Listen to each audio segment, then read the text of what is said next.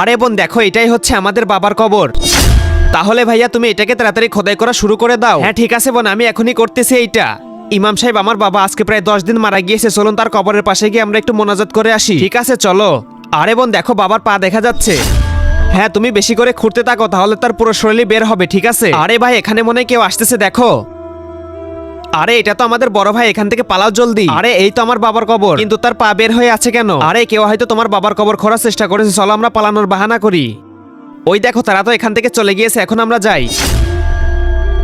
আরে তোমরা এটা কি করছো? দাঁড়াও ওখানেই। আরে ভাই তুই এখানে, এই নে ধর। তুই কেন বাবার কবর খুঁড়ে লাশ বের করছিস সেখান থেকে, বল আমাদেরকে। আরে ভাইয়া ঘটনা হলো, প্রতিদিন রাতে আমি বাবাকে নিয়ে স্বপ্ন দেখি।